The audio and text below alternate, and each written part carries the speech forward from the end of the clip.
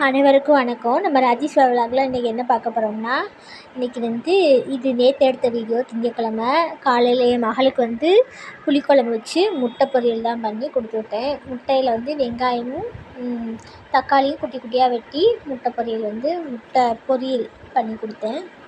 புளிக்குழம்பு வச்சேன். புளிக்குழம்புக்கு முருங்கைக்காய், கத்திரிக்காய், உருளைக்கிழங்கு இதெல்லாம் போட்டு புளிக்குழம்பு வச்சேன். புளிக்குழம்பு என்றைக்கை விட இன்றைக்கி நல்லா டேஸ்ட்டாக இருந்துச்சு. எப்படி வச்சாலுமே உரப்பு அதிகமாக தான் ஆயிடுது. அதனால் தாத்தா பாட்டிக்கு மட்டும் வேறு குழம்பு வைக்கிற மாதிரி இருக்குது. பாப்பாவுக்கு சாப்பாடு லஞ்ச் கட்டியாச்சு. சாருக்கும் கொடுத்து விட்டுட்டேன். அதுக்கப்புறம் பாப்பாவை அனுப்பிச்சி விட்டுட்டு இந்த குழம்பு தாத்தா பாட்டிக்கு உரப்பு இல்லாமல் வச்சுருக்கேன் பாருங்கள். அதில் எடுத்து முன்னாடியே கொஞ்சம் கூட்டி எடுத்து வச்சுக்கிட்டேன். மசாலா பொடியெலாம் கம்மியாக போட்டு இந்த புளிக்குழம்புக்கும் இப்போ இந்த காட்டுறேன் பாருங்கள். அந்த புளிக்குழம்புக்கும் டிஃப்ரெண்ட்டு தெரியும் பாருங்கள். இதில் எவ்வளோ காரம் இருக்குது. இப்படி சாப்பிட்டா நல்லா இருக்குது, இன்னும் டேஸ்ட்டாக இருக்குது. ஆனால் அதில் டேஸ்ட்டும் இல்லை, உப்பு இல்லை, உரப்பு இல்லை, சப்புன்னு இருக்குது. சரி தனியாகவே வச்சுருவோம், நம்மளும் சாப்பிட்ட மாதிரியே இல்லை அப்படின்ட்டு இன்றைக்கி இப்படியே வச்சாச்சு. மத்தியானத்துக்கு பாசிப்பயிறு கூட்டு முட்டை புளிக்குழம்பு தான். இந்த புளிக்குழம்பு டேஸ்ட்டாக இருந்துச்சு. மாம்பழம் வேறு வெட்டி வச்சு சாப்பிட்டோமா, சூப்பராக இருந்துச்சு பார்த்துக்கோங்க. அப்புறம் தனித்தனியாக கூட்டுறது கஷ்டம்தான். சரி எல்லாம் வைப்போம் அப்படின்ட்டு வச்சாச்சு. அப்புறம் அவங்களுக்கு மோர் தான் கொடுத்தேன். மித்தவங்க எல்லாருக்கும் ரசம் கொடுத்தேன். ரசம் கொஞ்சமாக வச்சு அதுக்கப்புறமாட்டிக்கு இன்றைக்கி அவ்வளோதான். அப்பளம் வச்சு பாசிப்பயிறு கூட்டு முட்டைக்கு எக்ஸ்ட்ரா ப்ளே பண்ணுறதுனால முட்டை கொடுக்குறேன், இல்லைன்னா முட்டையும் கொடுக்க மாட்டேன். ஒரு கூட்டு ஒரு அப்பளம் இப்போ அப்படி தான் கொடுத்துக்கிட்ருக்கேன் சாப்பாடு. வேலை அடுத்தடுத்து நான் பாத்திரத்தெல்லாம் அப்பப்போ விளக்கி வச்சுக்கிறேன். ஏன்னு வச்சுக்கோங்களேன், அப்படியே சேர்ந்துருச்சுன்னா ஒன்றுமே செய்ய முடியல பார்த்துக்கோங்க. ரொம்ப கிடந்துச்சுன்னா மழைவாக இருக்குது, செய்யவே முடியல. அப்புறம் இன்றைக்கி தாத்தாவுக்கு வேறு நாம் தான் சாப்பாடு கொடுக்க போகணும், அவங்க வரமாட்டேன்ட்டாங்க, வேலை இருக்குது வெளியில் அப்படின்ட்டு. அதனால் நான் தான் கொடுக்க போகணும். டக்குன்னு வேலையை முடித்தேன். வேலையை முடித்து கொடுத்துட்டு வந்துட்டேன். இப்போ வீடெலாம் நீட் பண்ணி எல்லாம் இது பண்ணிட்டு திரும்ப நைட்டுக்கு மாவு கொஞ்சம் போல் இருந்துச்சு. காலைல இட்லிலாம் ஊற்றி எல்லாத்தையும் முடித்தோன்னே அந்த மாவில் தோசை தான் ஊற்றணும் பார்த்துக்கோங்க. தோசை கொஞ்சம் கோதுமை மாவுலாம் கலக்கி ரவையெல்லாம் கலக்கி தோசை ஊற்றிட்டு எல்லாருக்கும் எடுத்து வச்சுட்டு தோசை எல்லா கறியெல்லாம் வச்சுட்டேன்.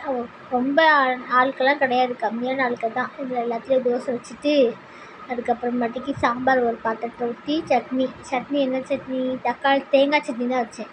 ஏன்னா தக்காளி சட்னி காலைல இட்லிக்கும் அதான் வச்சு கொடுத்தேன் அப்படின்ட்டு இதை இப்போ வச்சுக்குவோம் அப்படின்ட்டு தேங்காய் சட்னி வச்சுட்டேன், ஈஸியாக இருக்கும் அப்படின்னு.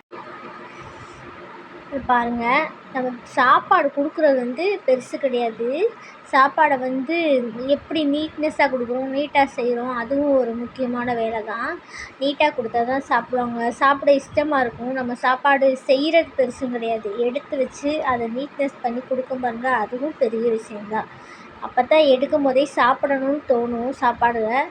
பாருங்கள் பாத்திரங்கள்லாம் எப்படி கழிச்சுன்னு இருக்குன்னு. நான் காலையில் ஒரு சாருக்கு சாப்பாடு கொடுப்பேன், பேங்கில் தான் ஒர்க் பண்ணுறாங்க. அந்த சார் பாத்திரம் பார்த்திங்கன்னா விளக்கிட்டே சொல்லுவாங்க. அப்படி ஒரு இதாக இருக்கும், கையில் தொட முடியாது பாத்திரத்தை. அவரை விட்டு அப்படியே கொண்டு வந்தாருன்னா பேக்கோடு இதில் தட்டிடுவேன், சிங்கில் தட்டிடுவேன். அப்படியே தட்டிட்டு தண்ணி திருக்கி போட்டு தான் விளக்குவேன். அப்படித்தான் அவரோட பாத்திரங்கள்லாம் அப்படி அழுக்காக இருக்கும்.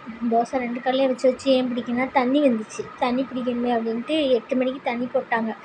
அதான் டக்குன்ட்டு தோசையை 2 கல்லில் வச்சு ஊற்றிட்டு ஒவ்வொரு பாக்ஸ்லேயே தோசையை வச்சு அடுக்கிட்டு சாம்பார்லாம் ஊற்றி வச்சுருவோம் அப்படின்ட்டு தான் பார்த்தேன். அந்த சாரோட பாத்திரத்தை தொட்டிங்கன்னா விளக்கிட்டேன்னு சொல்லுவாங்க. நானும் ஒரு தடவை இல்லை 2 தடவை இல்லை ஓயாமல் சொல்லிட்டேன். சரி ஒரு ஆளுக்கு ஓயாமல் சொல்ல முடியாது அப்படின்ட்டு நானாகவே அவ்வளோத்தையும் தேய்ச்சிக்கிறது. மித்த எல்லாரெல்லாம் தேய்ச்சி கொடுத்துருவாங்க. பாருங்கள் பாத்திரம் எப்படி இருக்குங்க. இதெல்லாம் நான் விளக்கவே இல்லை, அவங்கெல்லாம் கொடுத்தது. இது எப்படி இருக்குன்னு பார்த்தீங்களா. ஒவ்வொரு இடத்துலையும் தோசையை வச்சு அதுக்கப்புறமாட்டிக்கு தனியாக ஒரே பாத்திரத்தில் சாம்பாரை ஊற்றி தேங்காய் சட்னி அரைக்கல. மித்த எல்லாம் ரெடி பண்ணிடுவோம். தேங்காய் மட்டும் திருவிட்டு மோட்டரை போட்டு தேங்காய் திருவிடுவோன்னு தேங்காய் அப்போ தான் ரெடி பண்ணிடுவேன் பார்த்துக்கோங்க. எடுத்து வச்சுருக்கேன். அவ்வளோதான், அந்த ஒரு பாக்ஸோட தோசை முடிஞ்சிச்சு. இதோட வச்சு அடிக்கிட்டோம்னா முடிஞ்சிச்சு, அவ்வளோதான். சாப்பாடு ரொம்ப சடனாக குறைச்சிட்டேன். கொஞ்சம் நல்லா கொடுத்தோம்னா இன்னும் கொஞ்சம் முன்னேறி வரலாம். ஆனால் என்னால் கொடுக்க முடியல, உடம்பு ஒத்துழைக்க மாட்டேங்கி. சரி அளவாக செஞ்சு அளவாக சம்பாதிச்சா போதும் அப்படின்னு விட்டுட்டேன். என்னத்தை கொண்டு போக போகிறோம். அப்படின்னு நினைக்கும். ஆனால் நம்ம பிள்ளைகளெல்லாம் நினைக்கிற மாதிரி இருக்குது. பிள்ளைகளுக்கு எதாவது சேர்த்து வைக்கணும்னு தான் ஓடிக்கிட்டே இருக்கோம். சரி, இதுவும் கடந்து போகும், அவ்வளோதான். நிறைய பேருக்கு கொடுத்தாலும் சிலிண்டர் சீக்கிரம் காலியாக போயிடுதா, அதுக்கப்புறம் சிலிண்டருக்கு அலைய வேண்டியதாக இருக்குது. அதையும் யோசிக்க வேண்டியதாக இருக்குது. சிலிண்டர் விலை கூடுனதுனால சிலிண்டரும் அளவுக்கு மீறி தரமாட்டேங்காங்க. 40 நாள் கழித்து வரும்போது நமக்கு 20 நாளைக்கு கூட விட மாட்டேங்குது. எல்லாத்தையும் யோசிக்கிற வேண்டியதாக இருக்குது பார்த்துக்குங்க. ஒரு நாள் கொடுத்தா 2 நாள் கொடுக்காத மாதிரியே தோணுது. அப்படியே ஓடிக்கிட்டே இருக்குது. எவ்வளோ நாளைக்கு ஓடுதோ ஓடட்டும், அவ்வளோதான். நல்லதே நினைப்போம், நல்லதே செய்வோம் அப்படின்ட்டு ஓடிக்கிட்டே இருக்கேன். பார்ப்போம், குறையும். நானும் மனசுக்குள்ளே நினச்சிக்கிட்டே இருக்கேன், குறையிற படம் இல்லை. சிலிண்டர் குறையிலனாலும் 1000 ரூபாய் விற்றாலும் நமக்கு திரும்ப ஒரு 30 நாளைக்குள்ளே கொடுத்தாங்கன்னா எப்படி சமாளிச்சிடுவேன்? 30 நாளில் கொடுத்துட்டாங்கன்னா கண்டிப்பாக நான் சமாளித்து ஓட்டிடுவேன். ஏன்னா எல்லோரும் வயசானவங்களாக இருக்காங்க. எல்லாட்டையும் அடிக்கடி காசு கூட்டி கேட்க முடியாது. என்னடா திரும்ப திரும்ப இதே இந்த அக்கா வீடியோலேயே போடுறாங்கன்னு பார்க்குறீங்களா? இனிமேல் போட மாட்டேங்க. ஓகேங்க, பாய். அடுத்த வீடியோவில் பார்ப்போம்.